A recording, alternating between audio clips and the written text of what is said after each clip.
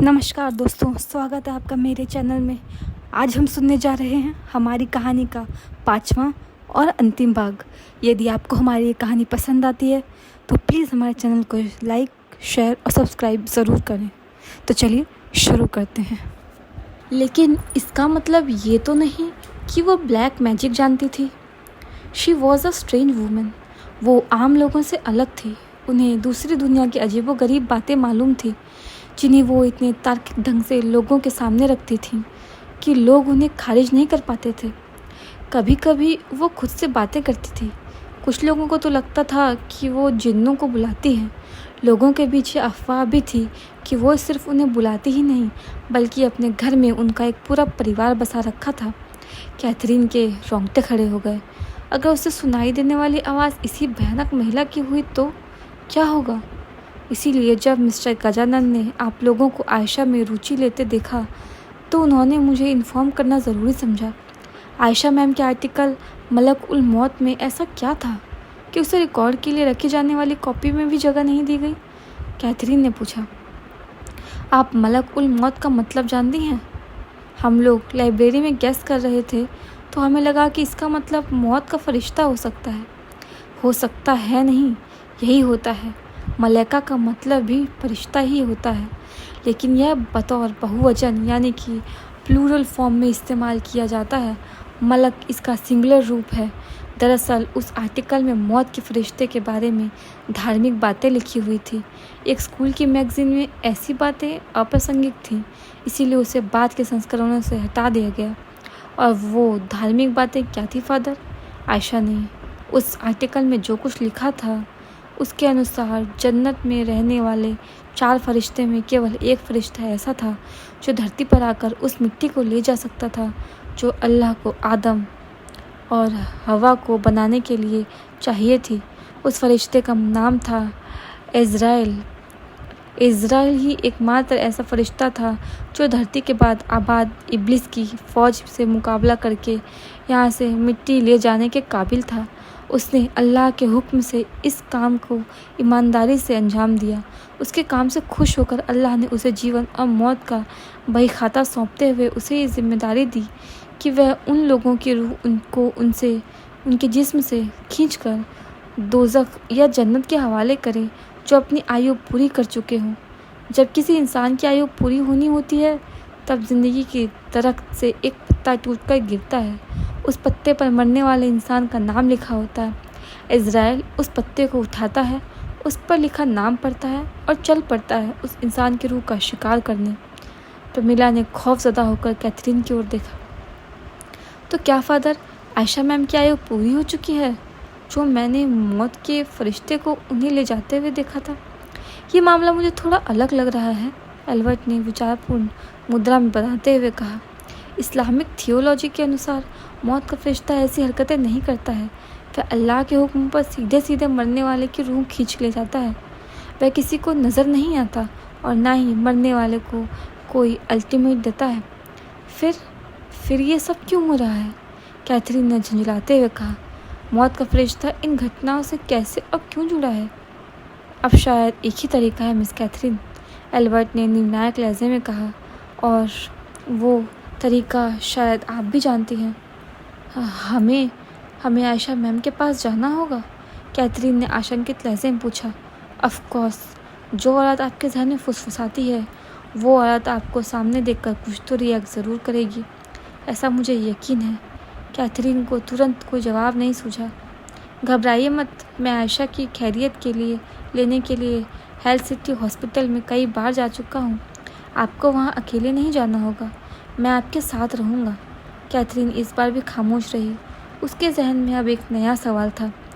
क्या मुझे सुनाई देने वाली आवाज़ का राज सचमुच खुलने की कगार पर है?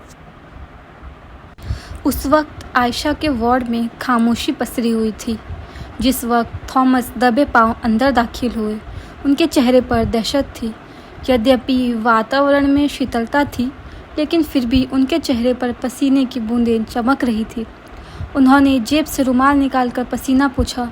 तत्पश्चात आंखें बंद करके उस फैसले पर पुनर्विचार करने लगे जिसे उन्होंने एमएस से मिलने के बाद लिया था। अगर 24 घंटे के अंदर मुझे उस वार्ड में हो रही भूतिया घटनाओं का एक्सप्लेनेशन नहीं मिला तो मैं आपको आपके पेशेंट समिट पोर्ट से बाहर फिकवा दूंगा और उन सवालों के सही सही जवाब देने में ज़रा भी कोताही नहीं बरतूंगा जो दुनिया वाले मुझसे करेंगे। एमएस की उपयुक्त चेतावनी याद आते ही थॉमस ने अपने फैसले पर पुनर्विचार करने का इरादा त्याग दिया। उन्होंने आंखें खोली और दबे कदमों से आयशा के नज़दीक पहुँचे। उसकी कलाई पर किसी के पकड़ने का वह निशान अभी भी बरकरार था। आयशा की आंखों के इर्द गिर्द काले घेरे बन गए थे और त्वचा शुष्क पड़ चुकी थी।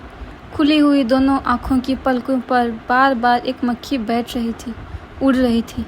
केवल कंप्यूटर के मॉनिटर पर फ्लैश हो रहे सिग्नल ही थे जो इस बात की गवाही दे रहे थे कि वह महिला अभी भी जीवन और मौत के बीच फंसी हुई है। उसे देखते ही थॉमस की सांसें तेज़ हो गईं और चेहरे पर तनाव नज़र आने लगा। वैसे ही तनाव जो आमतौर पर किसी के चेहरे पर तब नज़र आता है जब वह कोई मुश्किल काम करने जा रहा होता है। मुझे आज इस बात का एहसास हो रहा है आयशा कि शायद मैंने तुम्हारे साथ गलत किया था। मेरी संवेदनाएं मर गई थी। मेडिकल साइंस के फील्ड में कुछ अनोखा करने की अपनी सनक के बीच मैं जानवर बन गया था। मुझ में और उन इंसानों में कोई फ़र्क नहीं रह गया था जो थॉमस इसके आगे के शब्दों को घोट गए और अफसोस भरी लंबी लंबी सांसें लेने लगे। यह कहना मुश्किल था कि अफसोस का जो भाव फ़िलहाल उनके मन में उमड़ रहा था वह किस लिए था। उस कार्य के लिए जो उन्होंने वर्षों पहले किया था या फिर उस कार्य के लिए जो वो अब करने वाले थे। अंतर मन में उमड़ती भावनाएं जब थम गईं तो थॉमस ने अपना हाथ आयशा के ऑक्सीजन मास्क की ओर बढ़ाया। क्या तुम सही कर रहे हो थॉमस? थॉमस का आगे बढ़ा हाथ रुक गया। वह तेज़ी से आवाज़ की दिशा में मुड़े। वार्ड के दरवाजे पर डॉक्टर विश्वास खड़े थे। उनके चेहरे पर थॉमस के लिए घृणा थी। You are going to kill a innocent lady. तुम इंसान नहीं हो। इसका एक उदाहरण तुमने 16 साल पहले दिया था और दूसरा उदाहरण आज दे रहे हो। ना तो थॉमस के चेहरे के भावों में कोई तब्दीली हुई और न ही उसके इरादों में।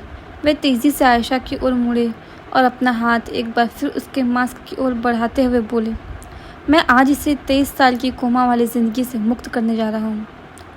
कैसे? उसका मर्डर करके? थॉमस को झटका लगा। उसका आगे बढ़ा हाथ एक बार फिर खुद ब खुद रुक गया। वे फिर से डॉक्टर विश्वास की ओर मुड़े।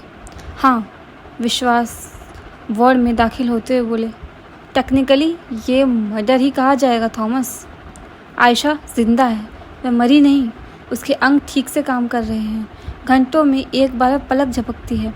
उसके ब्रेन में कई एक्टिव स्पॉट्स हैं। ये सारी बातें तुमने ही तो एमएस को बताई, नहीं? थॉमस को कोई तर्क नहीं सूझा और अब आयशा का कत्ल करने जा रहे हो। क्यों? क्योंकि ये काला जादू कर रही है विश्वास, थॉमस ने खींच कर कहा। ये कोमा में होने के बावजूद अपनी कॉन्शियसनेस का इस्तेमाल कर रही है। तुम्हें क्या लगता है बांसुरी की आवाज़ और इसकी कलाई के इस निशान के पीछे कोई साइंटिफिक लॉजिक है? नहीं विश्वास, इसके पीछे कोई वैज्ञानिक कारण नहीं है। ये काला जादू कर रही है। ये मेरी बीवी है, मैं जानता हूँ इसे। 2 साल इसके साथ ज़िंदगी गुजारी है मैंने। ये जिन्नों को बुलाने की कला जानती थी। पूनम की रात जब महताब अपने पूरे शबाब के साथ आसमान पर होता था तो ये टेरेस पर ताज़े गोश्त के टुकड़े रखकर खबीसों को आवाज़ लगाती थी। वो आते थे, गोश्त खाते थे और बदले में इसे रूहानी इल्म अता करते थे। ये इफ़रित से भी बातें करती थी विश्वास। इससे पहले कि ये और काला जादू और अधिक खतरनाक हो जाए, इसका लाइफ सपोर्ट सिस्टम हटा देना ही बेहतर है। सिर्फ कुछ देर के लिए हम ऑक्सीजन मास्क हटा लेंगे। जब ये मर जाएगी तो हम दोबारा लगा देंगे। किसी को पता नहीं चलेगा कि ये कैसे मरी। ये कोई पाप नहीं होगा विश्वास, क्योंकि 23 सालों से ये मौत से भी बदतर ज़िंदगी जी रही है। आखिरी वाक्यों को बोलते समय थॉमस विक्षिप्तता के लक्षण दर्शाने लगे। उनकी दशा देखकर ऐसा लगने लगा जैसे आयशा का मरना उनके लिए ज़िंदा रहने के लिए निहायत ही ज़रूरी हो गया था। विश्वास ने आयशा की ओर देखा। उसकी खुली हुई आंखें सीलिंग पर स्थित थी और वह मक्खी उसके बेजान होठों पर बैठ गई थी, जो थोड़ी देर पहले उसकी आंखों पर मंडरा रही थी। क्या बकवास कर रहे हो थॉमस? विश्वास थॉमस पर तरस खाने वाले अंदाज में हंसे। एक न्यूरोलॉजिस्ट होकर ऐसी दकियानुसी बातों पर यकीन कर रहे हो? अगर ये बकवास है तो क्या तुम उन बातों को एमएस को समझा सकते हो जिन्हें ना समझा पाने की दशा में उसने मुझे हॉस्पिटल से बाहर फेंक देने की धमकी दी है? डॉक्टर विश्वास खामोश।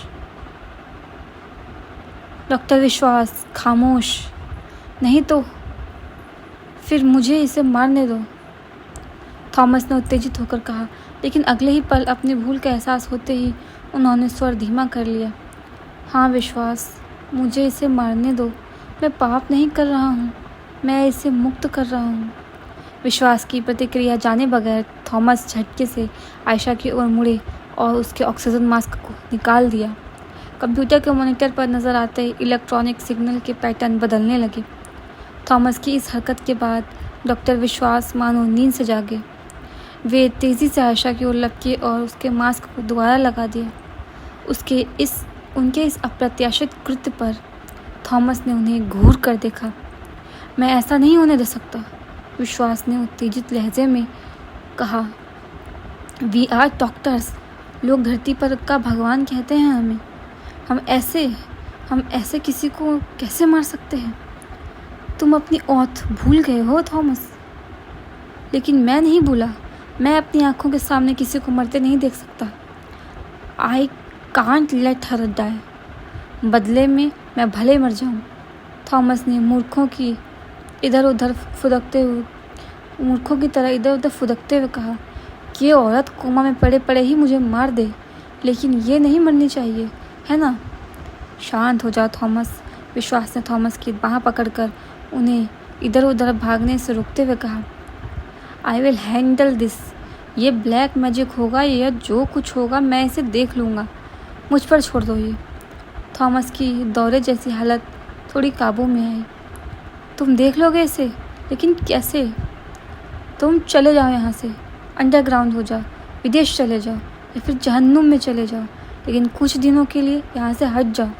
तब तक मैं यहाँ देखता हूँ कि तुम्हारी बीवी का काला जादू क्या गुल खिलाता है। और अगर तुम नहीं देख सके तो बदले में जो होगा उसे देख लूँगा। दोनों की बातों को विराम लग गया, क्योंकि किसी के कदमों की आहट वार्ड की ही ओर आ रही थी। थोड़ी देर बाद शायरा दरवाजे पर प्रकट हुई। फादर एल्बर्ट आए हैं। इस बार वो अकेले नहीं हैं।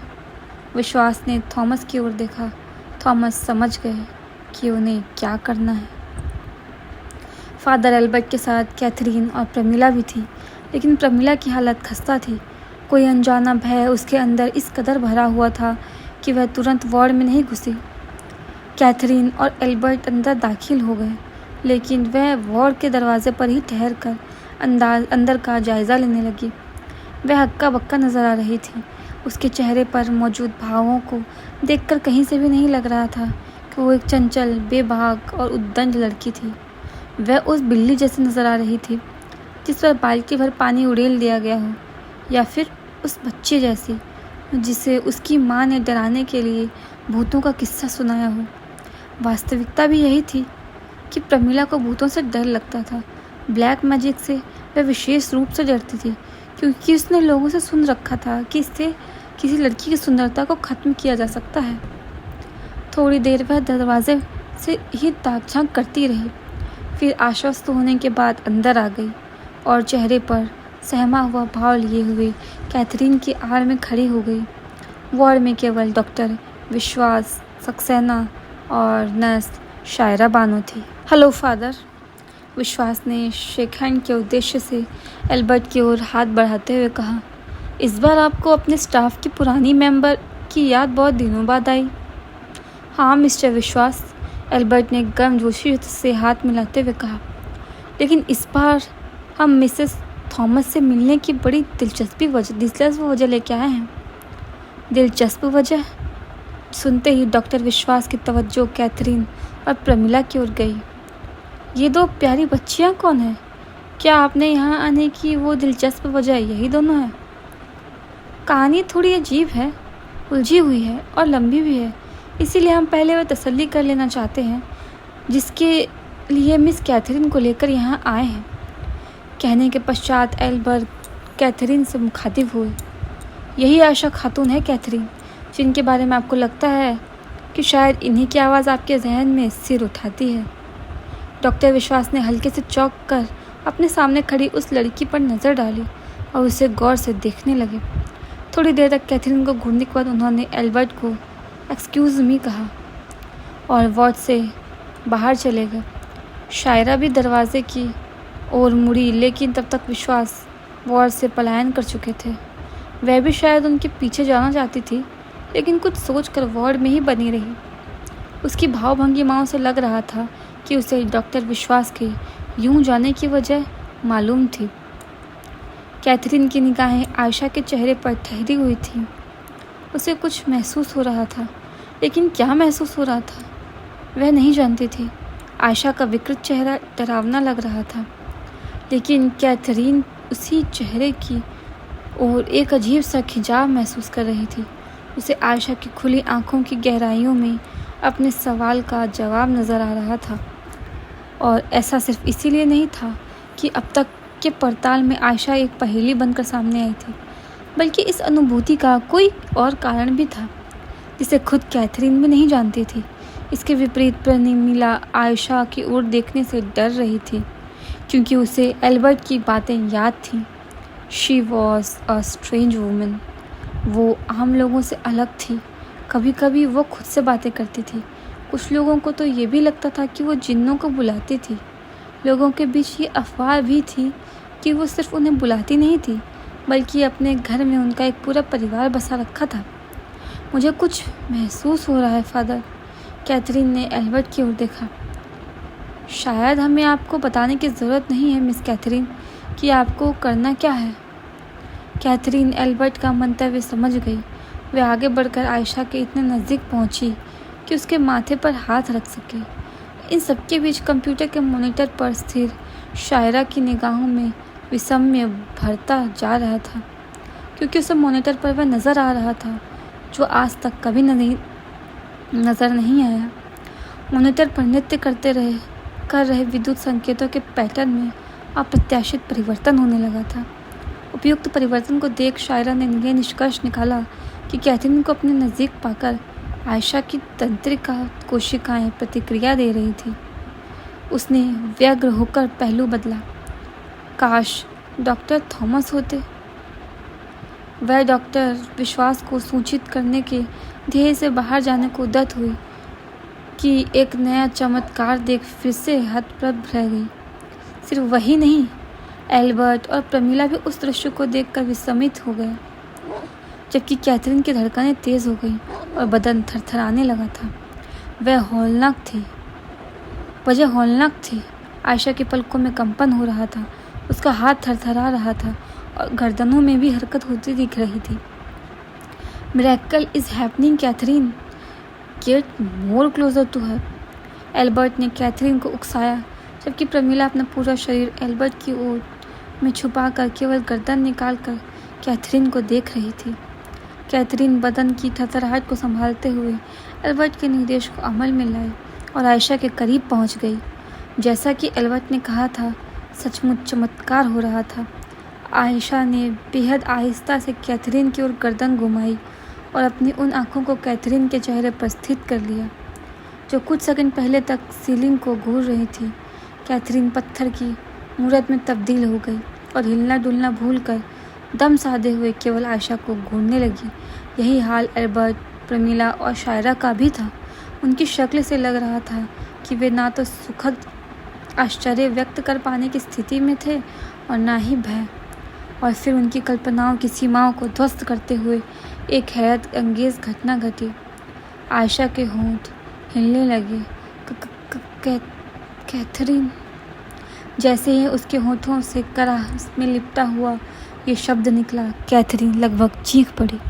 बिल्कुल यही आवाज़ मुझे आती थी फादर। मैं पहचान गई इस आवाज़ को।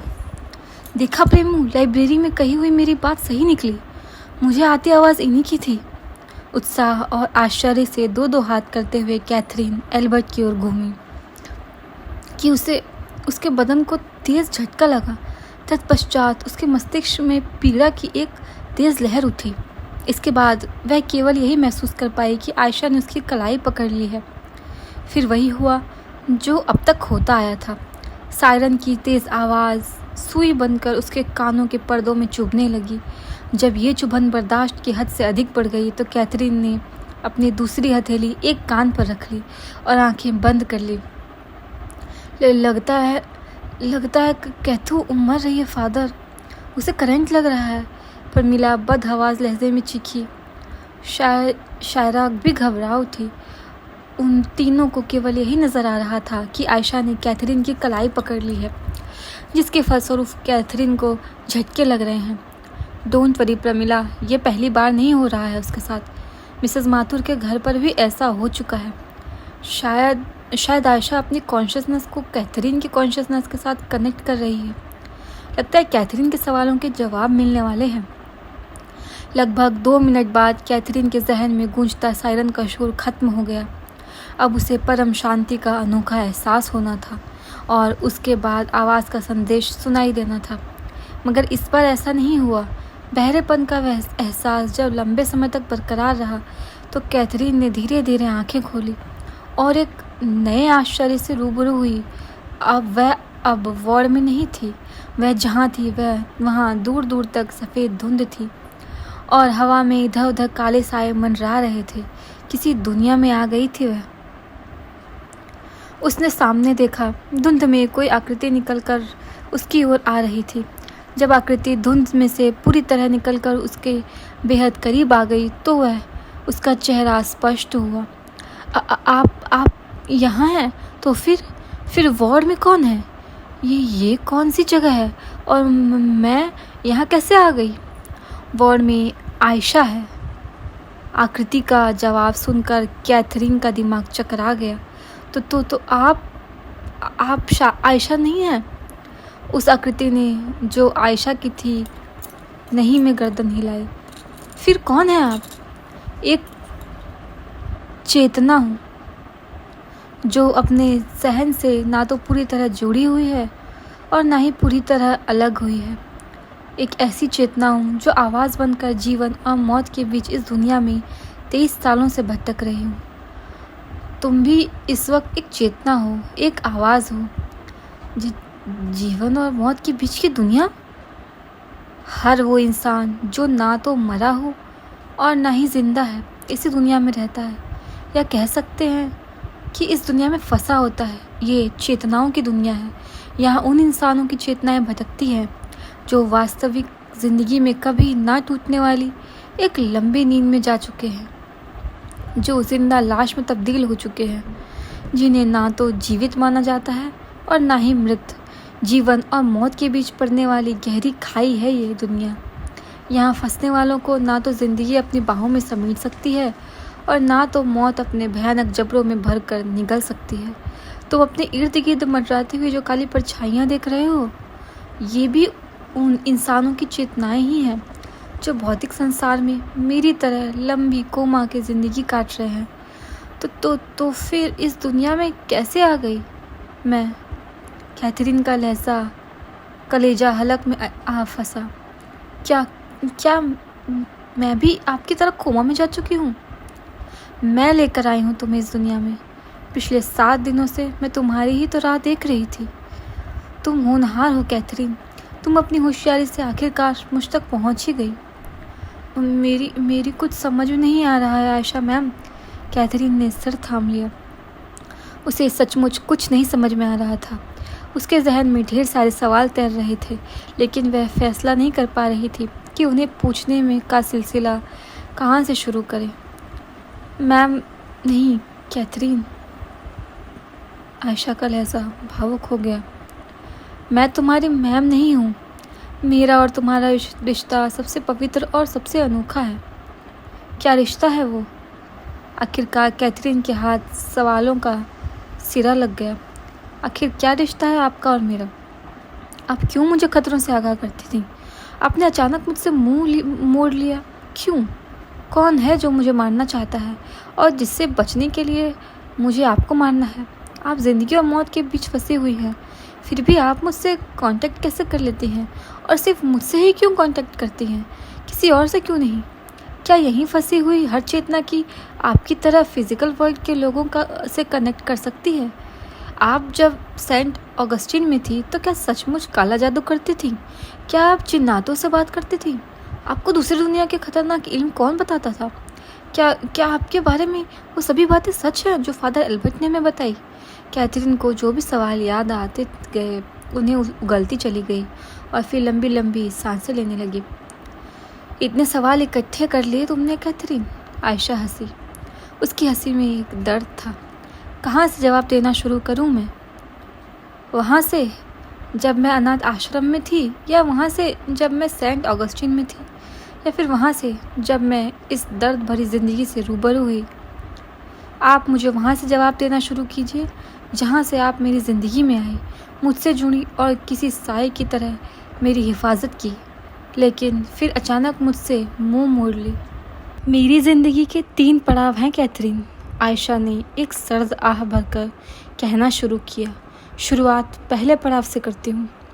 मैं एक अनाथ बच्ची थी, माँ बाप के प्यार से महरूम, एक यतीम जो हर सुबह इस उम्मीद से आंखें खोलती थी कि कोई बड़ा आदमी आएगा और उसे गोद ले लेगा। उसके बाद उसकी ज़िंदगी बदल जाएगी।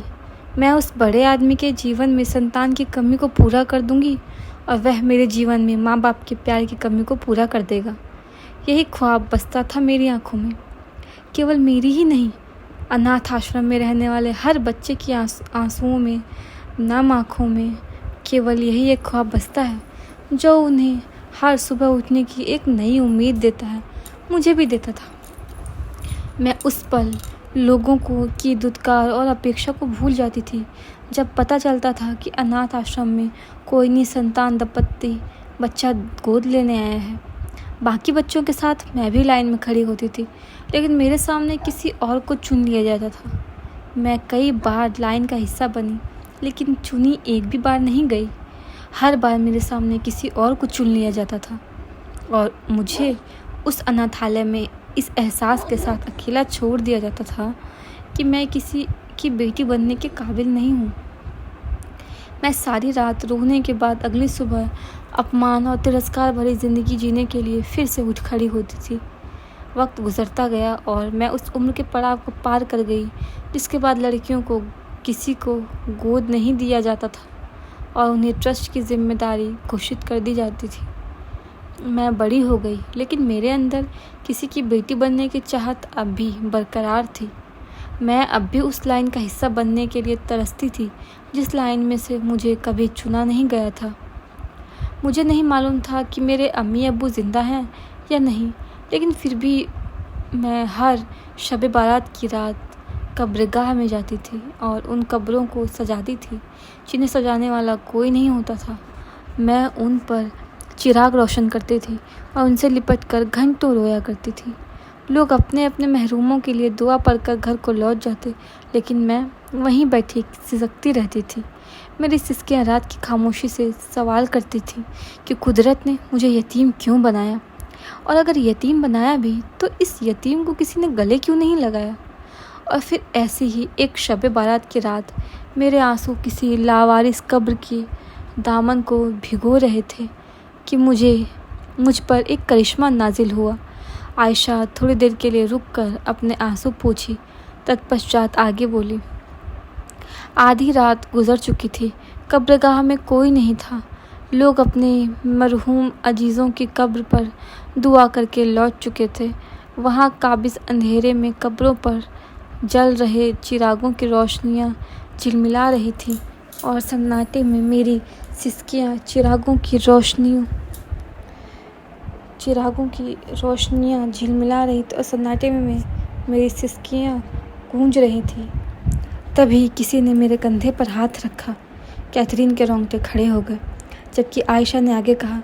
मैं चौंक कर खड़ी हो गई। मैंने देखा मेरे सामने एक निहायत ही बुजुर्ग इंसान खड़ा है। अपने नूरानी चेहरे से वो कोई अजीब शख्सियत मालूम होता था। बड़ी बड़ी भूरे रंग की आँखें थी जिसने सुरमा लगाया हुआ था।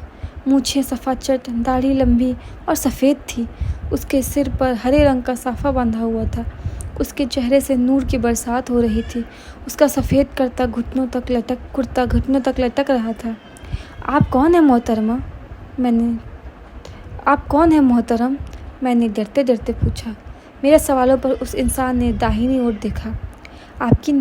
उसकी निगाहों का पीछा करते हुए मैंने अपनी दाहिनी ओर नज़र डाली और फिर वहाँ ठहरे नज़ारे ने मुझे दहशत ज़दा कर दिया।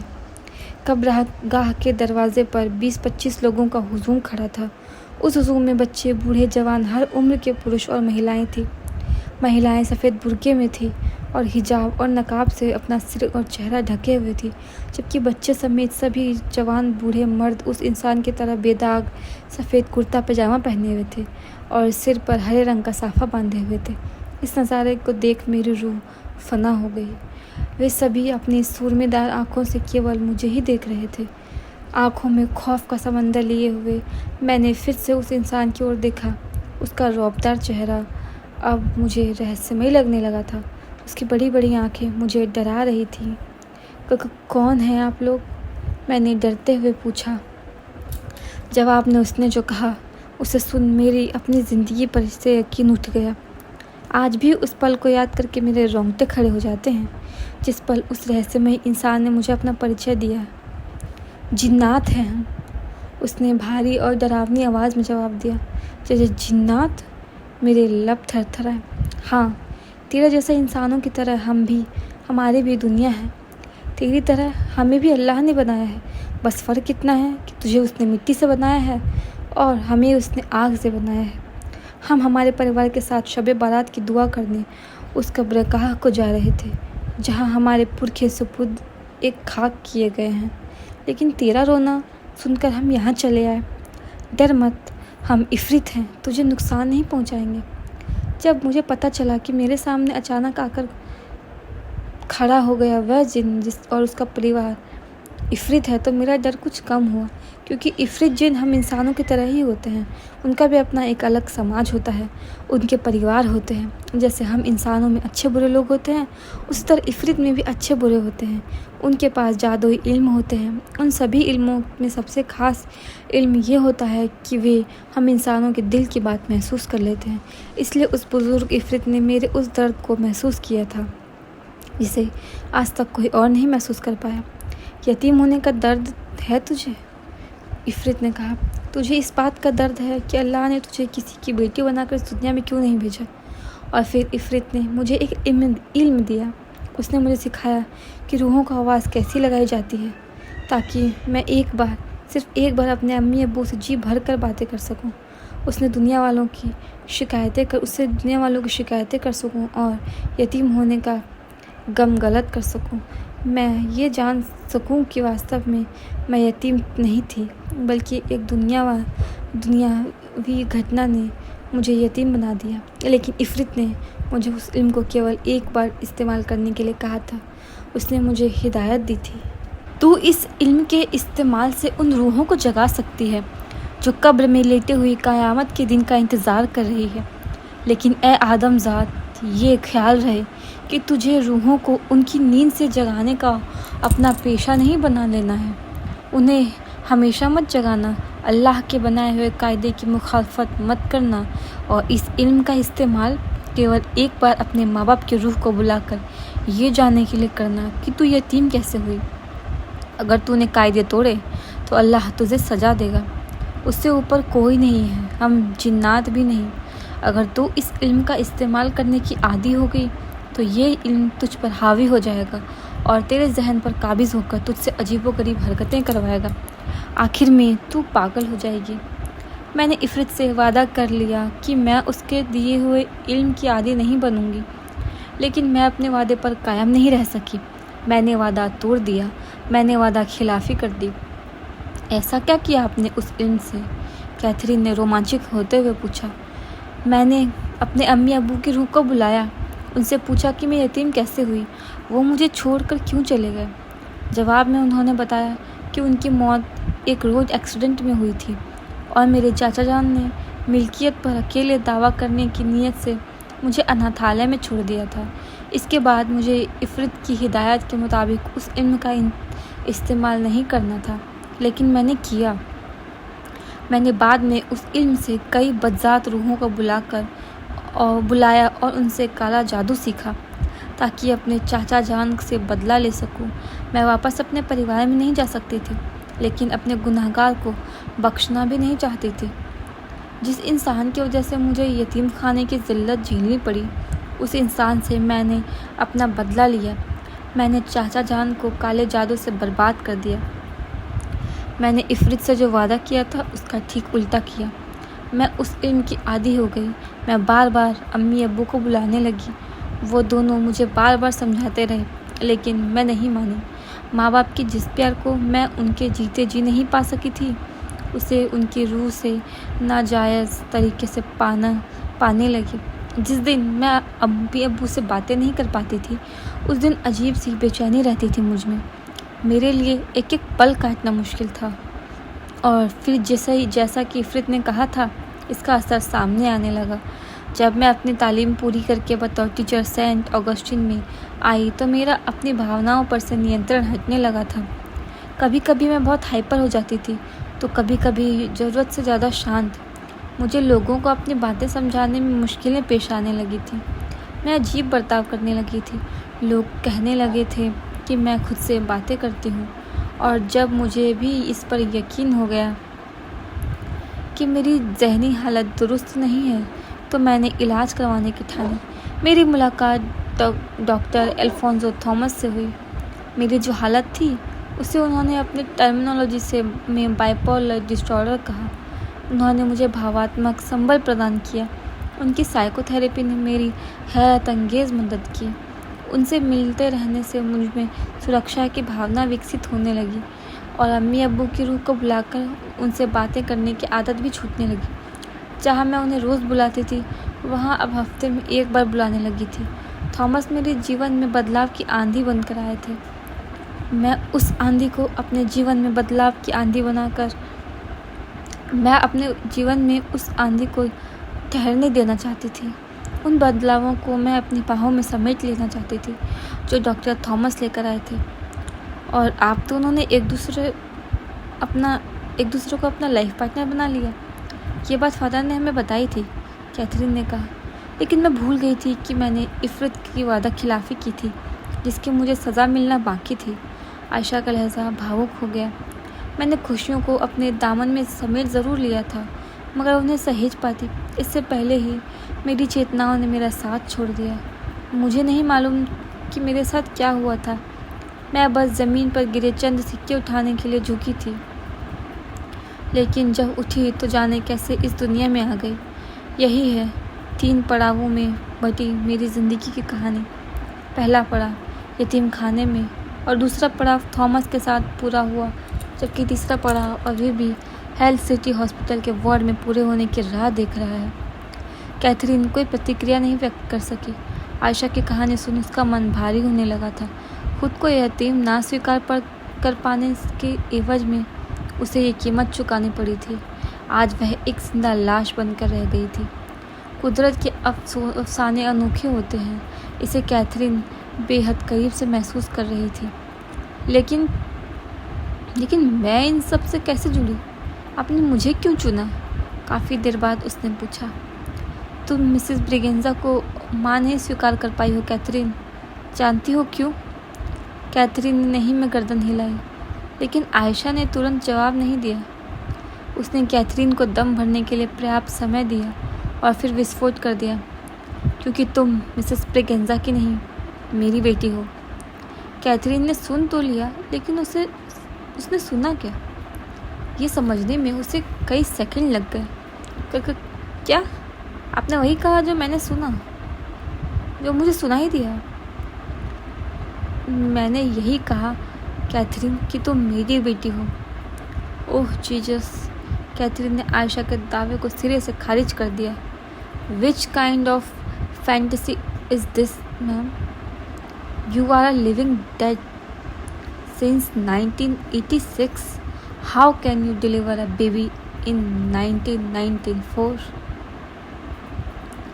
Anyone can deliver a baby in the state of coma.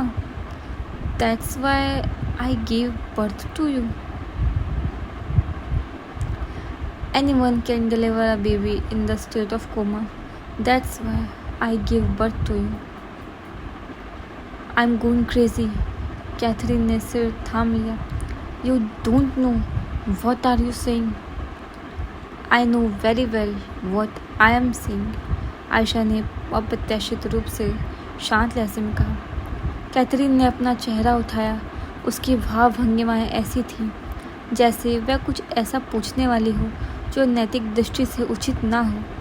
उसने कुछ देर तक आयशा को घूरा और फिर दबे स्वर में पूछा, Did you have sex with someone?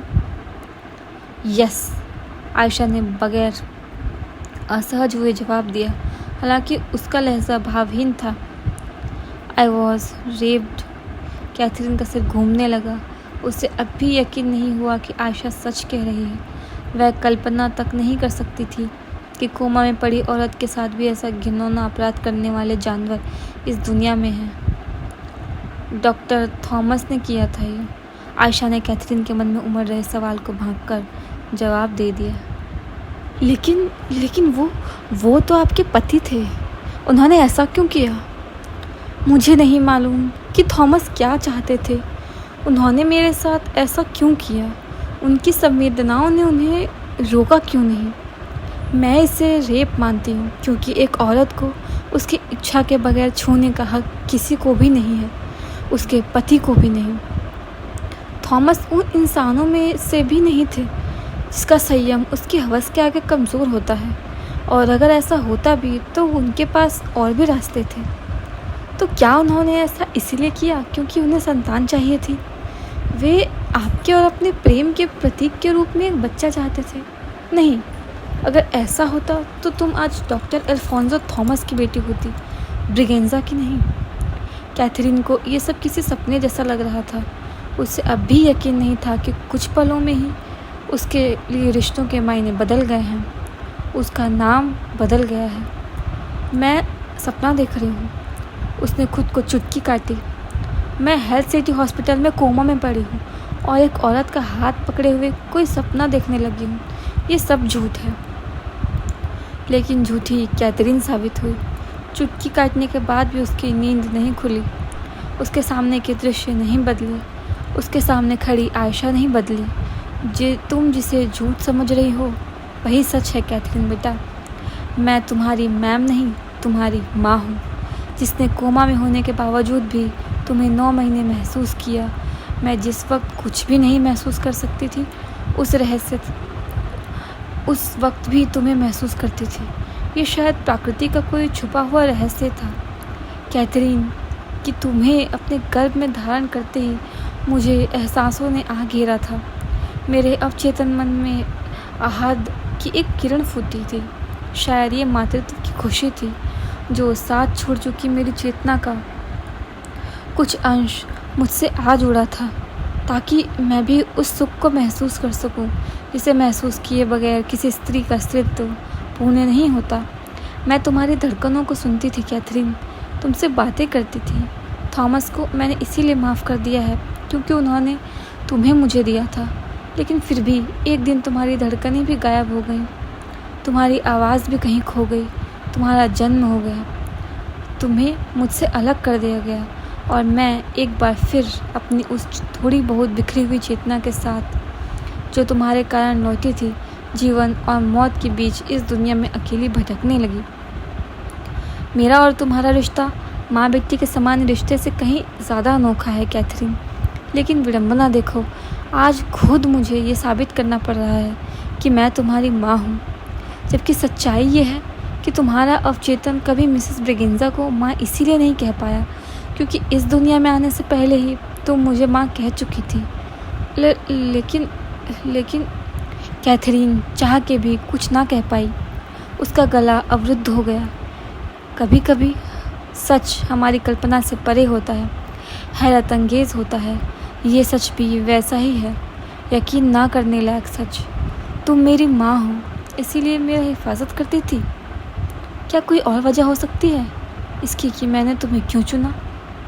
Catherine का अविश्वास विश्वास की ओर मुड़ने लगा। उसे आशा की बातों पर भरोसा होने लगा, और जैसे जैसे ये भरोसा बढ़ने लगा वैसे वैसे उसके सीने में एक हुक सी उठने लगी। उसके आंसुओं की थैली सी रिसने लगी, और उसकी सिसकियाँ जीवन और मौत के बीच उस खामोश दुनिया में गूंजने लगी।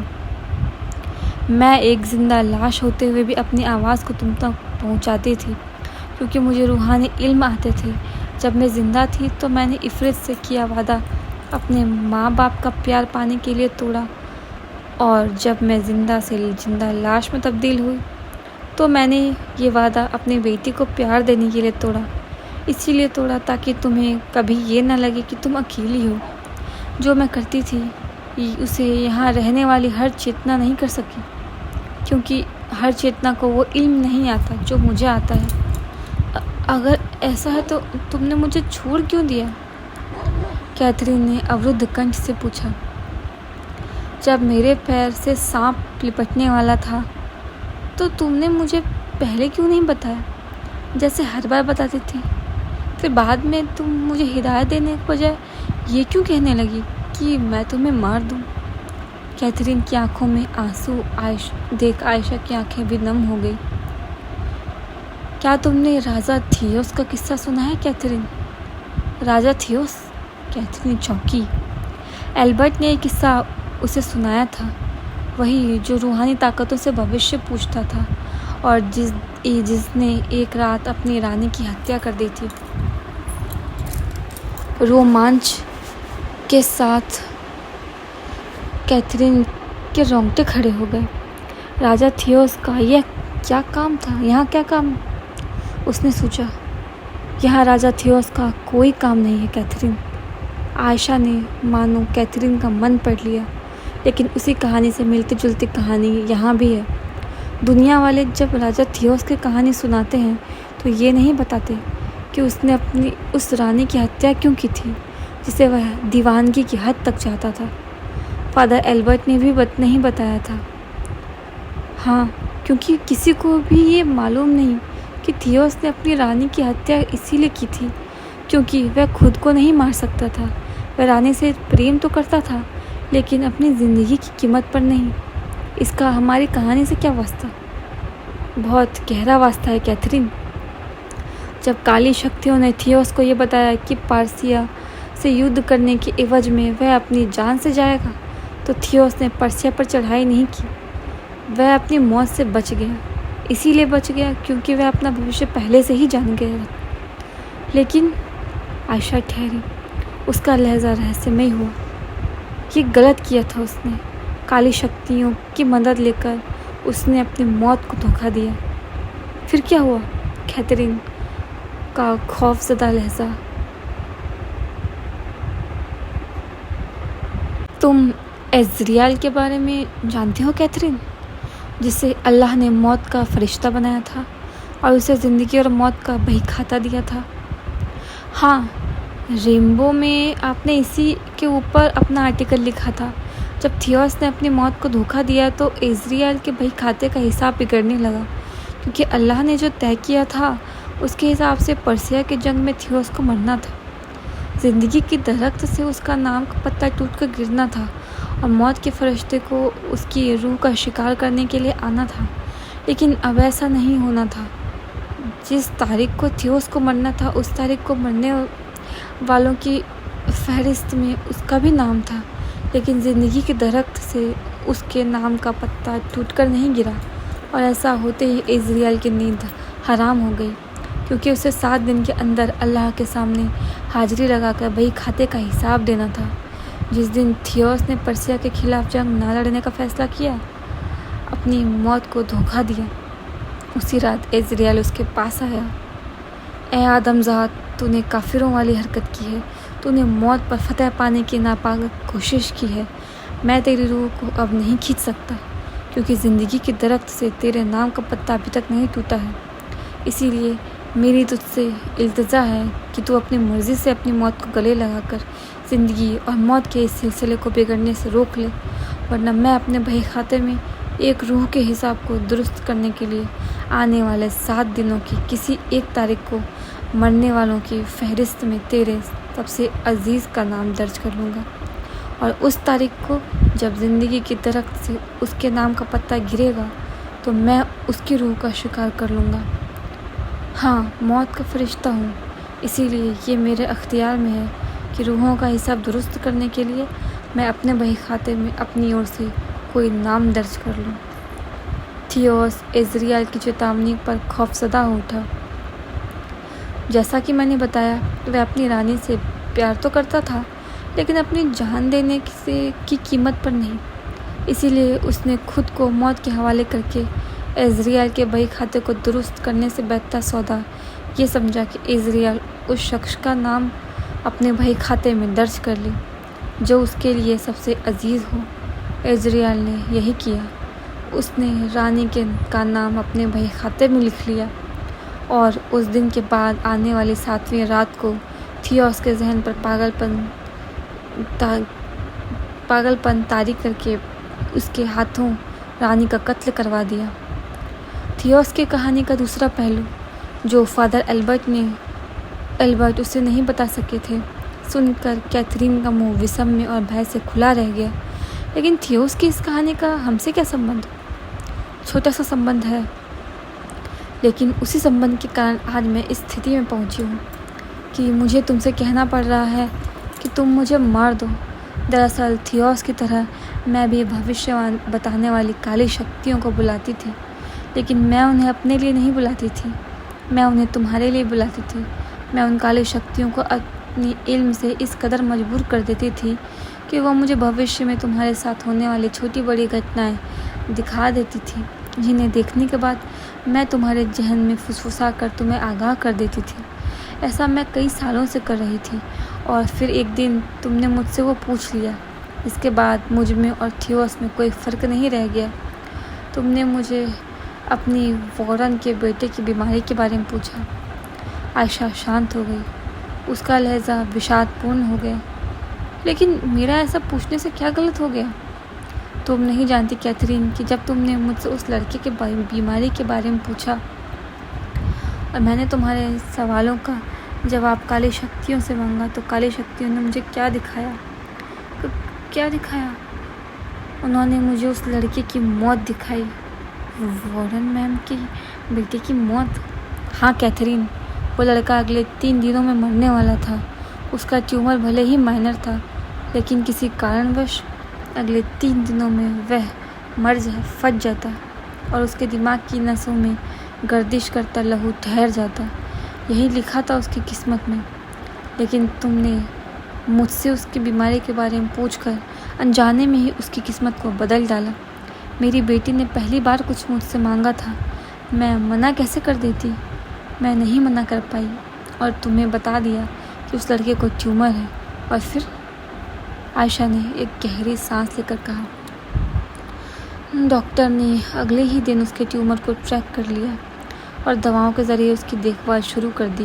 वह अपनी मौत से बच गए। यानी एक बार फिर मैंने इज़राइल के सामने वही संकट खड़ा कर दिया जो संकट थियोस ने खड़ा किया था, ज़िंदगी और मौत के बही खाते के बिगड़ जाने का संकट। Oh my God! कैथरीन ने हैरत से दुबाला होकर अपना सिर थाम लिया। ये अनजाने में क्या कर दिया मैंने? तुमने कुछ नहीं किया कैथरीन, ये मैंने किया। कुछ जानबूझकर किया और कुछ ममता की डोर में बंधी होने के कारण किया। इज़राइल आया था मेरे पास, जैसे थियोस के पास आया था। वह अब उस लड़के की रूह का शिकार नहीं कर सकता था, क्योंकि उसके नाम का पत्ता ज़िंदगी के दरख्त से नहीं टूटा। इसीलिए 7 दिनों के अंदर उसे अपने बही खाते में उस लड़के की जगह एक नया नाम जोड़ना था। वह नया नाम क्या होगा जानती हो? जवाब का अंदाज़ा होने के बावजूद कैथरीन ने नहीं गर्दन हिलाई। उस लड़के की मौत को धोखा मैंने दिया, इसीलिए इज़राइल का इंसाफ कहता है कि या तो मैं अपनी जान देकर उसके बही खाते को दुरुस्त करूं, या फिर वह करूं जो थियोस ने किया था। मैं खुद को नहीं मार सकती, क्योंकि कोमा में होने के कारण मैं एक उंगली तक नहीं हिला सकती। अपनी चेतना को किसी और के साथ जोड़कर ये काम उससे भी नहीं करवा सकती, क्योंकि मैं सिर्फ तुमसे अपनी चेतना को जोड़ सकती हूँ। इसीलिए जोड़ सकती हूँ क्योंकि तुम मेरा हिस्सा रह चुकी हो। इस प्रकार अब इज़राइल के पास केवल यही रास्ता है कि वह मेरे किसी अजीज़ को ले जाए। आयशा का लहजा लड़खड़ाया है। तुम्हारे अलावा मेरा अजीज़ और कौन हो सकता है कैथरीन? तो इसीलिए तुमने कहा था कि इससे पहले कि वह तुम्हें मारे तुम मुझे मार दो। हाँ, और इसलिए इज़राइल भी तुम्हें दिखाई देता था। पहली बार वह तुम्हें अपनी ओर आता दिखाई दिया था, और दूसरी बार वह तुम्हें मुझे ले जाता हुआ दिखाई दिया था। ऐसा करके वह तुम्हें संकेत दे रहा है कि या तो वह तुम्हें ले जाएगा, या फिर तुम्हारी माँ को यानी मुझे। उस लड़के की मौत टालने के एवज में भविष्य बताने वाली शक्तियाँ मुझसे नाराज़ हो गई थीं। इसीलिए मैं तुम्हारा भविष्य नहीं देख पाई और तुम्हें सांप वाली घटना से आगाह नहीं कर पाई। मेरे वार्ड में इज़राइल की बांसुरी की धुन भी इसीलिए सुनाई देती है क्योंकि वहाँ वह मंडरा रहा है। मैंने थॉमस को मौत के फरिश्ते के बारे में ये बताया था कि वह जहाँ होता है वहाँ बांसुरी की मातमी धुन सुनाई देती है, और उसे अपने पास आने से रोकने के लिए हमेशा जिक्र की दुआ पढ़ते रहनी चाहिए। थॉमस को मेरी बातों पर यकीन था, क्योंकि जब मैं उसके साथ थी तो मैंने कई बार उसे अपने इल्म का करिश्मा दिखाया था। इसीलिए जब उन्हें पता चला कि मेरे वार्ड में बांसुरी की मातमी धुन सुनाई देती है, तो वे ईसाई होने के बावजूद जेब में एक अरबी किताब रखने लगे थे जिसमें जिक्र की दुआएं लिखी होती थीं। मौत के फरिश्ते से खौफज़दा होने पर वे उसी किताब की दुआएं पढ़ने लगते थे। तो अब मुझे मरना होगा, जैसे थियोस पर अब मुझे मरना होगा, जैसे थियोस पर पागलपन तारी हुआ था और उसने अपनी रानी का कत्ल कर दिया था। उसी तरह तुम्हारी रूममेट पमेला पर भी पागलपन तारी होता होगा और वह तुम्हें मार देगी। आज रात ही ऐसा होगा, क्योंकि आज 7वां दिन है। ओह जीसस! कैथरीन के हाथ पांव ठंडे पड़ने लगे। यानी कि आज रात प्रेमो पागल हो जाएगी और मेरा गला काट देगी। नहीं कैथरीन, इसकी नौबत नहीं आएगी। तुम मुझे मारोगी। तुम नॉर्मल स्टेट में लौटते ही मेरा ऑक्सीजन मास्क निकाल दोगी। आयशा ने अपने लहजे पर जोर देते हुए कहा। नो नेवर, कैथरीन ने लगभग चीखते हुए कहा। मैं तुम्हें नहीं मार सकती। इसमें तुम्हारा कसूर नहीं है। यह नौबत मेरी वजह से आई, क्योंकि मैंने तुमसे उस लड़के की बीमारी जानने की कोशिश की थी। नहीं मेरी बच्ची, आयशा तड़प कर बोली। गुनाह मैंने किया। पाक परवरदिगार का उसूल मैंने तोड़ा। इसीलिए इज़राइल के बही खाते को दुरुस्त करने की जिम्मेदारी भी मेरी ही है। तुमने अपनी सारी ज़िंदगी सिर्फ तकलीफ़ें झेली हैं। मम्मी, होठों से मम्मी शब्द निकलते ही कैथरीन के सब्र का बांध टूट गया और वह फूट पड़ी। पहली दफ़ा उसने इतना भावविभोर होकर ये शब्द बोला था। इसीलिए तुम इज़राइल की सज़ा नहीं झेलते दे सकती। मौत को मैं गले लगाऊंगी, तुम नहीं। सच कैथरीन, बहुत तकलीफ़ें झेली हैं मैंने, इसीलिए तो अब इन तकलीफ़ों से बरी होना चाहती हूँ मैं। बचपन माँ बाप के बगैर गुजारा, जवानी चेतना के बगैर गुजारी, और बुढ़ापा अपनी बेटी के बगैर गुजारने का हौसला नहीं है मुझ में। मैं ज़िंदगी और मौत के बीच इस दुनिया में अकेले भटकते भटकते थक चुकी हूँ। इसीलिए मैं निजात पाना चाहती हूँ। ये बीच की दुनिया एक नदी जैसी है, जिसका एक किनारा ज़िंदगी है और दूसरा किनारा मौत। मैं ज़िंदगी के किनारे से बेहद दूर और मौत के किनारे से बेहद नज़दीक आकर ठहर गई हूँ, और उस लहर का इंतज़ार कर रही हूँ जो मुझे मौत के किनारे पर छोड़ सके। वो लहर तुम बन जाओ कैथरीन।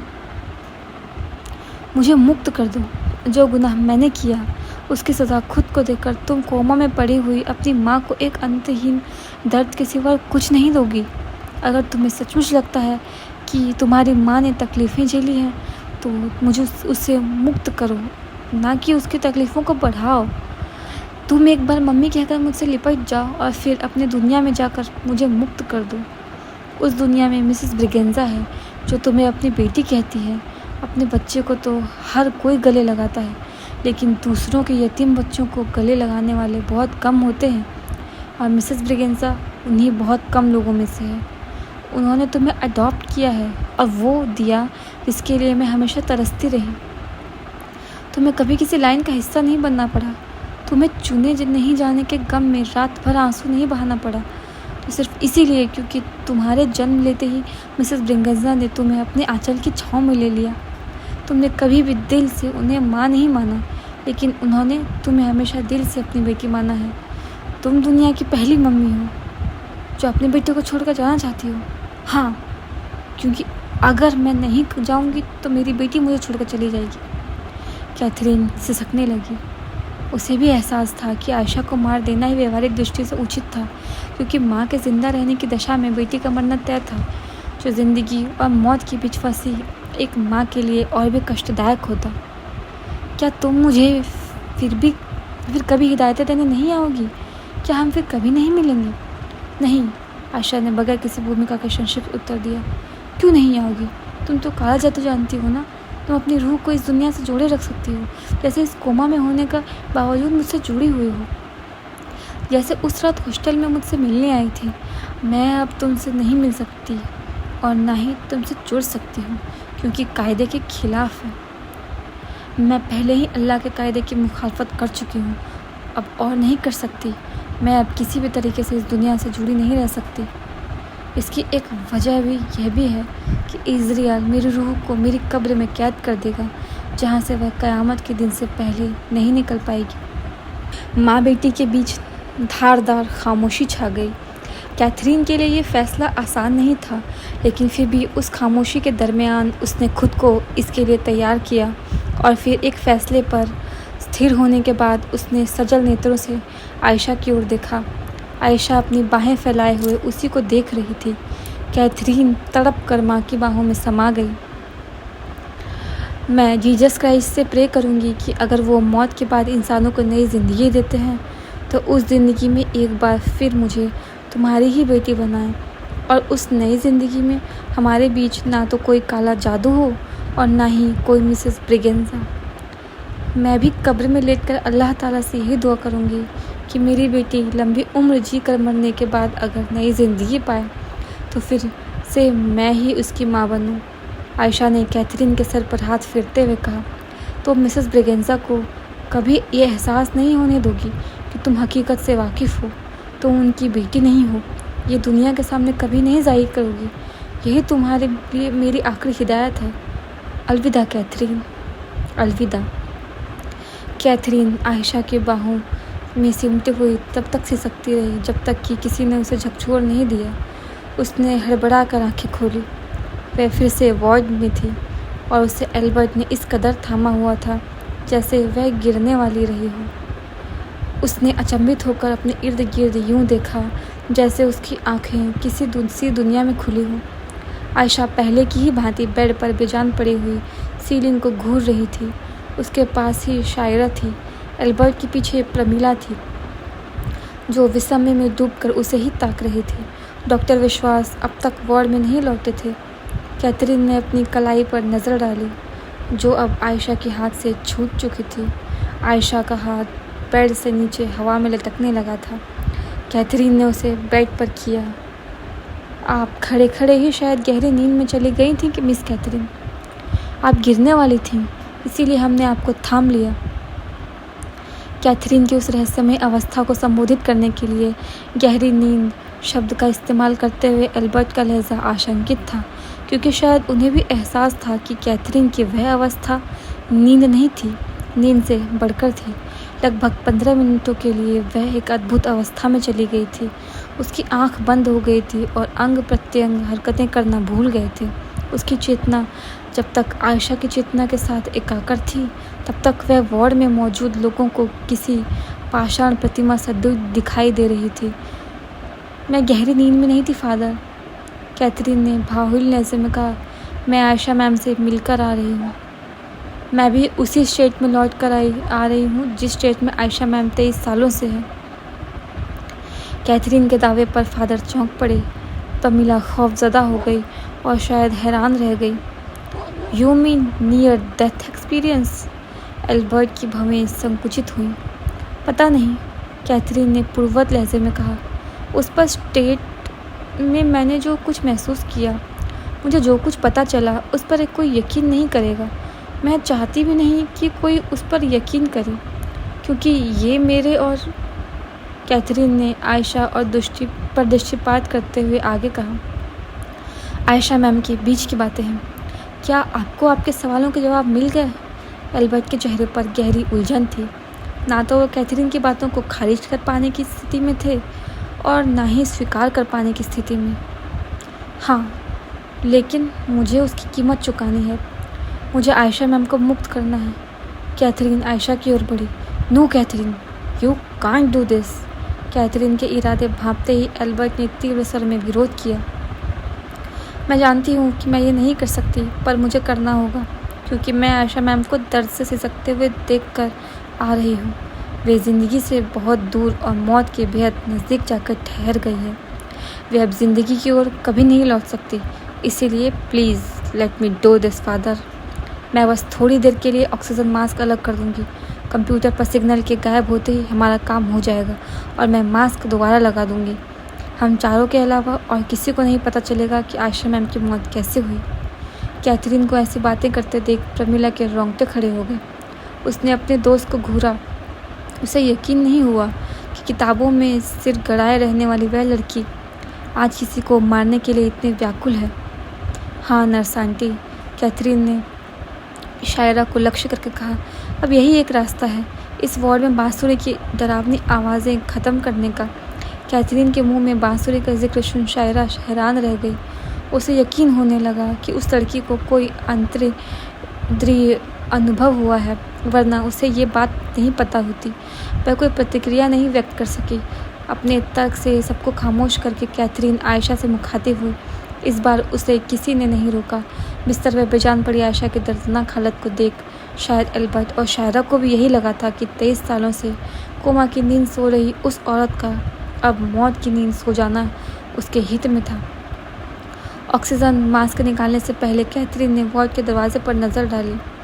डोरवे के ठीक बीच में इज़राइल खड़ा था, दाहिने हाथ में बांसुरी लिए हुए तथा इंसानों तथा जानवरों की खाल का सिला हुआ कपड़ा पहने हुए, और अपनी सुराखनुमा आँखों से आयशा को घूर रहा था। कैथरीन डरी नहीं, क्योंकि वह जानती थी कि इज़राइल आयशा की रूह का शिकार करने के लिए खड़ा है। उसने इज़राइल से ध्यान हटाया और बगैर हिचकिचाए हुए आयशा का ऑक्सीजन मास्क निकाल दिया। कैथरीन के ऐसा करते ही इज़राइल ने बांसुरी होठों से लगाई और वार्ड में मातमी धुन गूंजने लगी। बांसुरी की वह धुन जो इज़राइल के मरणसन्न प्राणी की रूहों को खींचने से ठीक पहले निकल रहा था, एल्बर्ट, प्रमिला और शायरा को सुनाई दे रही थी या नहीं, ये जानने के लिए कैथरीन ने उन तीनों की ओर देखा। लेकिन वे तीनों उस धुन और इज़राइल की मौजूदगी से प्रभावित हुए बगैर कंप्यूटर के मॉनिटर को देख रहे थे, जहाँ नज़र आ रहे इलेक्ट्रॉनिक सिग्नल तेज़ी से ओझल होते जा रहे थे। कैथरीन समझ गई कि इज़राइल को केवल वही देख और सुन पा रही है। इज़राइल आयशा के करीब पहुंचकर ठहर गया। उसने अपने जबड़ों को आयशा के होठों पर रखने से पहले उसने सजदा किया। उस पल कैथरीन के रोंगटे खड़े हो गए। जब उसने उसे आयशा के चेहरे पर झुकते हुए देखा, वह दुनिया की पहली इंसान थी जो जागती आंखों से मौत को शिकार करते हुए देख रही थी। करीब 40 सेकंड बाद जब मौत का फरिश्ता आयशा से अलग हुआ तो कैथरीन ने हड़बड़ाकर मॉनिटर की ओर देखा। सिग्नल अब पूरी तरह गायब हो चुके थे। इसी से मॉनिटर पर भी हार्ट वे फ्लैट नज़र आने लगा था। इसी के साथ आयशा अपनी ज़िंदगी का तीसरा पड़ाव भी पार कर गई थी। कैथरीन दोबारा इज़राइल की ओर मुड़ा, लेकिन तब तक वह जा चुका था। मौत का वह फरिश्ता अब वार्ड में कहीं नहीं था। इसके बाद कैथरीन ने फुर्ती का प्रदर्शन करते हुए आयशा का ऑक्सीजन मास्क लगा दिया, क्योंकि डॉक्टर विश्वास को गए हुए काफ़ी वक्त हो गया था और वे किसी भी पल लौट सकते थे। वार्ड का माहौल बोझिल हो गया था। आयशा अब भी पहले की ही तरह निश्चल लेटी हुई अपलक सीलिंग को देख रही थी। फ़र्क केवल इतना था कि अब उसकी सांसें थम चुकी थी और वह भाव सागर के उस किनारे पर जा लगी थी जिसे मौत कहते हैं। एल्बर्ट आगे बढ़े और मौत होने पर बोली जाने वाली कोई प्रार्थना बुदबुदाने के बाद आयशा की खुली हुई पलकों को बंद कर दिया।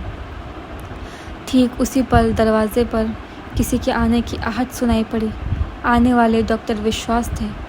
उन्होंने एल्बर्ट की हरकत को देख लिया था। इज शी नो मोर? उन्होंने दरवाजे से ही पूछा। अपने सवाल की प्रतिक्रिया में 4 झुके हुए सिर देखकर विश्वास को जब जवाब मिल गया, वे हैरान हुए। उनके चेहरे पर विषाद की रेखाएं उभरी, लेकिन उन्होंने खुद को संभाला और अंदर दाखिल हुए। उनके हाथ में एक फाइल थी। हालांकि मौत हमेशा तकलीफ देती है फादर।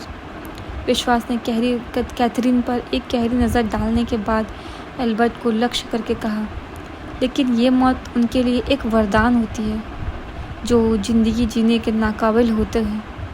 बहरहाल, विश्वास ने गहरी सांस लेते हुए कहा, मुझे आपसे एक बात करनी है। Please come with me. Of course. Excuse us son, Catherine.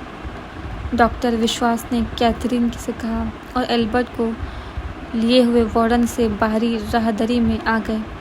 जब आप उस लड़की को लेकर यहाँ आए थे तभी मैं समझ गया था फादर कि आयशा का अंतिम समय नज़दीक आ गया है। इसीलिए इसे यूं दुनिया से कूच किया हुआ देख मुझे हैरानी नहीं हो रही है। क्या मतलब मिस्टर विश्वास? स्कूल के रिकॉर्ड में कैथरीन के गार्जियन कौन है? Mister Joseph Braganza. इस फाइल को देखिए। डॉक्टर विश्वास ने उस फाइल को एल्बर्ट की ओर बढ़ा दिया। एल्बर्ट ने फाइल लिया और उससे पढ़कर विस्मित हो रह गए। Catherine is adopted by Mrs Braganza. Albert ने हैरत ज़्यादा लेकिन धीमे स्वर में कहा, और ऐसा इसी अस्पताल में हुआ था? यस फादर, ये जुलाई 1994 में मेरी ही देखरेख में हुआ था। मैंने ही मिस्टर ब्रिगेंजा को उस लड़की को अडॉप्ट करने के लिए कन्विंस किया जिसे 8 साल से कोमा में पड़ी एक औरत ने जन्म दिया था। ओह जीसस, यानी कैथरीन आयशा की बेटी है? लेकिन कैसे? उसका पिता डॉक्टर एल्फोंसो थॉमस कैथरीन के पिता हैं। डॉक्टर थॉमस न्यूरोलॉजी के फील्ड में चमत्कार करने के लिए पोजेस थे। वे कोमा में जा चुके इंसानों की कॉन्शियसनेस को वापस लाने की दिशा में अहम खोज करके मेडिकल साइंस का नोबेल प्राइज़ पाना चाहते थे। इसीलिए जब उनकी पत्नी आयशा अचानक कोमा में गई तो उन्होंने उसे कोमा पेशेंट का अपना रिसर्च ऑब्जेक्ट बनाने की ठान ली और उसे यहाँ लाकर शिफ्ट कर दिया।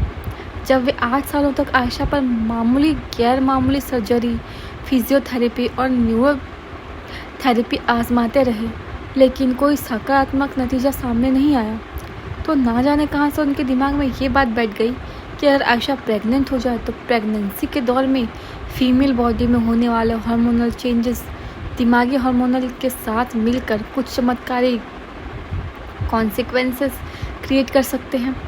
और फिर वे कोमा में पड़ी हुई अपनी पत्नी के साथ अतरंग हुए। ओह माय गॉड, इतना बड़ा पागलपन कोई कैसे कर सकता है? विज्ञान के क्षेत्र में आपको सफलता तभी मिलती है जब आपकी लग्न पागलपन की हद तक हो, ऐसा डॉक्टर थॉमस का अक्सर कहना था। आयशा को प्रेगनेंसी के स्टेट में लाने का थॉमस का ये विचार इतना वाहियात भी नहीं था, क्योंकि गर्भधारण के बाद आयशा की दिमागी हरकतों में कुछ परिवर्तन आने शुरू हो गए। उन्हीं परिवर्तनों पर उत्साहित होकर थॉमस खुद को पूरी तरह न्यूरोलॉजी को सौंपने का फैसला कर चुके थे। इसीलिए उन्होंने अपनी बेटी को किसी ज़रूरतमंद को अडॉप्ट करने का निर्णय लिया। हाँ, उन्होंने प्यार से उसका नाम कैथरीन ज़रूर रख दिया था, इसीलिए एडॉप्शन के पेपर वर्क में उस बच्ची का नाम कैथरीन ही मेंशन किया गया। ब्रिगेंजा दंपत्ति किसी ऑर्फनेज से भी बच्चा गोद ले सकते थे, लेकिन वह ऐसा बच्चा चाहते थे जिसे ज़िंदगी में कभी एहसास ना हो पाए कि वह गोद लिया गया है।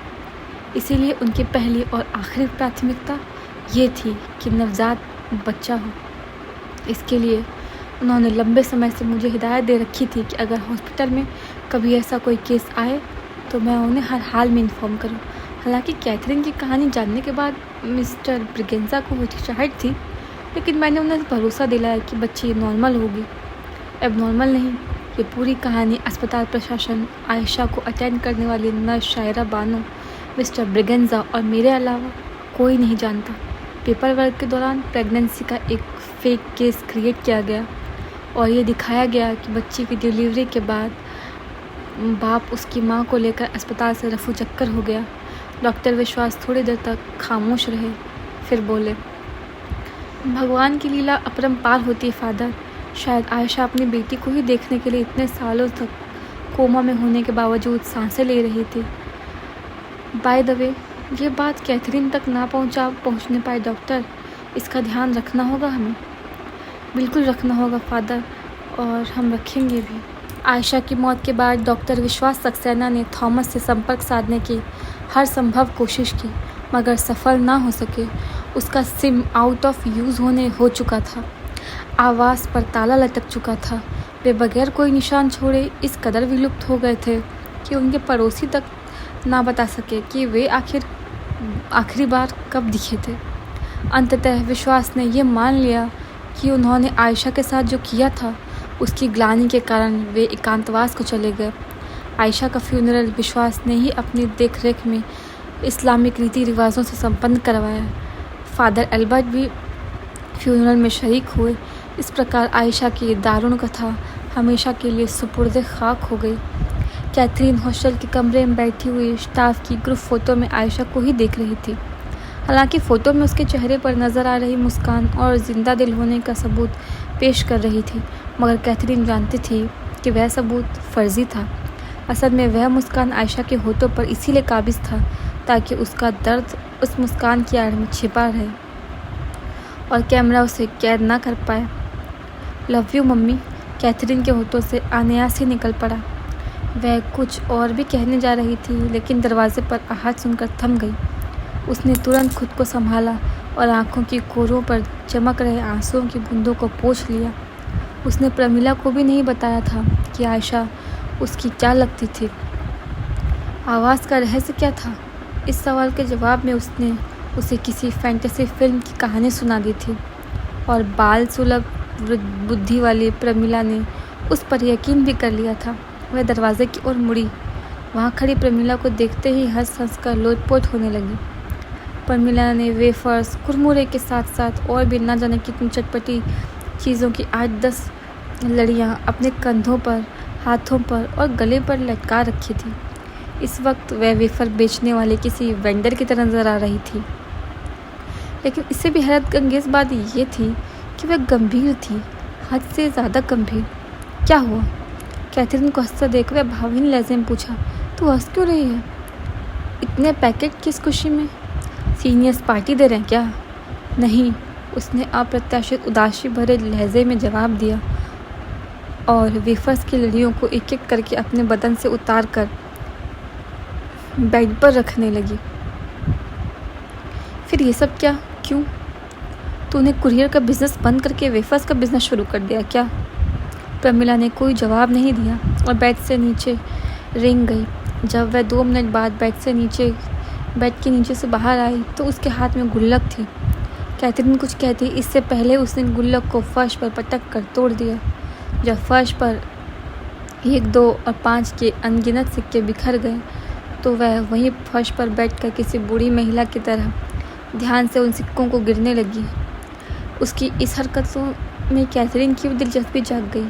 सिक्के गिनने के बाद प्रमिला ने गहरी सांस ली और उन सिक्कों को वेफर्स की लड़ियों के बगल में रखकर कैथरीन की ओर देखा, मानो कह रही हो कि अब पूछ, क्या पूछना है? ये क्या कर रही है प्रेमू? तूने अपनी गुल्लक क्यों तोड़ दी और इन वेफर्स पर भी ढेर सारे पैसे खर्च कर दिए? ये क्या फितूर सवाल हो गया तुझ पर? प्रमिला के चेहरे पर पूर्ववत उदासी छाई रही। ऐसी उदासी कैथरीन ने उसके चेहरे पर कभी नहीं देखी थी। मैंने इतनी उम्र में ही बहुत पाप कर लिए हैं कैथू। प्रमिला के अंदाज से लग रहा था कि वो अब रोई तब रोई।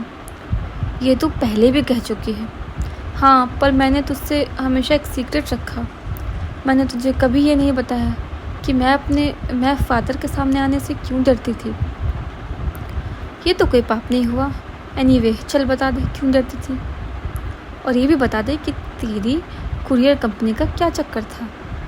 एक्चुअली कैथू, मैं पैसे के लिए सीनियर सेकेंडरी वालियों की कई गलत कामों में भी उनका साथ देने लगी थी। मैं बॉयज़ हॉस्टल में रहने वाले उनके बॉयफ्रेंड्स तक उनके लेटर पहुंचाती थी। एक लेटर के बदले में वो मुझे 100 रुपये देती थी। ओह जीसस, कैथरीन का मुंह खुला का खुला रह गया। तो अब समझ में आया कि तेरे पास इतने पैसे कहाँ से आते थे। ऐसा करते हुए एक बार मुझे फादर ने पकड़ लिया था। उस समय बचने के लिए मैंने फादर से आर्गुमेंट कर लिया था। तूने फादर से आर्गुमेंट कर लिया था? कैथरीन का आश्चर्य 7वें आसमान पर पहुंचा। अगर मैं ऐसा नहीं करती तो बात मेरे घर तक पहुंच जाती। मैंने फादर से कहा कि मैं गुनाहगार नहीं हूँ, क्योंकि मैं एक प्रकार से कुरियर कंपनी जैसा काम कर रही हूँ। I mean part time job. और फादर ने तुझे छोड़ दिया? कैथरीन भी हैरान थी और उससे प्रमिला पर हंसी भी आ रही थी। वह समझ गई कि फादर ने अगर उसे छोड़ दिया होगा तो ऐसा उसकी मासूमियत भरे आर्ग्यूमेंट के कारण ही संभव रहा होगा। उन्होंने मुझसे उन लड़कियों का नाम पूछकर मुझे छोड़ दिया। बाद में उन्होंने उन लोगों के अगेंस्ट एक्शन लिया। अच्छा, अब ये तमाशा किस लिए? कैथरीन ने वेफर्स पर नज़र डालते हुए पूछा। मैं अब फंक्शन करने जा रही हूँ और ऐसा में झुग्गी झोपड़ियों के बच्चों को पेपर्स और अपनी गुल्लक के पैसे बांटकर करूँगी। शाम को मैं चर्च भी जाऊँगी और प्रेयर करूँगी। कैथरीन को अपना सिर चकराता हुआ महसूस होने लगा, जबकि प्रमिला उक्त मसले पर हद से ज़्यादा गंभीर नज़र आ रही थी। लेकिन यार, तू अचानक जोधा बाई से मीरा बाई कैसे बन गई? Because I am restless Kaithu. I can't believe on life any more. I just want piece. और मेरा ख्याल किसी बाबा जी का सत्संग सुनकर तेरे मन में आया। और ऐसा ख्याल किस बाबा जी का सत्संग सुनकर तेरे मन में आया? मैं जानती हूँ कि तू यकीन नहीं करेगी, पर मुझे बहुत अजीब लग रहा है। मैं कैसा फील कर रही हूँ मैं तुझे बता नहीं सकती। जब से मैंने आयशा मैम को मरते हुए देखा है तब से मैं रेस्टलेस हो गई हूँ। मतलब ये कि लाइफ इतनी अनप्रिडिक्टेबल है यार, कि हम इसको कभी नहीं समझ सकते। तो खुद सोच कैथू, आयशा मैम 23 साल से बिस्तर पर यूज़लेस पड़ी हुई थी, लेकिन फिर भी उन पर पैसे खर्च किए जा रहे थे। नर्स उनकी देखभाल कर रही थी, लेकिन फिर ब्रेन कंप्यूटर के मॉनिटर से सिग्नल गायब हो गए। उनसे सबका मोह भंग हो गया और लोग उन्हें कितनी क्रूएलिटी से कब्र में दफना आए। यानी कि उनकी अपनी लाइफ बस उनके इलेक्ट्रॉनिक सिग्नल तक ही थी, और उन सिग्नल के ख़त्म होते ही सब कुछ ख़त्म हो गया। इसी तरह एक दिन हमारे भी इलेक्ट्रॉनिक सिग्नल गायब हो जाएंगे और हमारे अपने लोग ही हमें दफना आएंगे। पागल हो गई है तू। कैथरीन ने उसे तेज़ी से झकझोर दिया। उसकी बातें सुन वह घबरा उठी।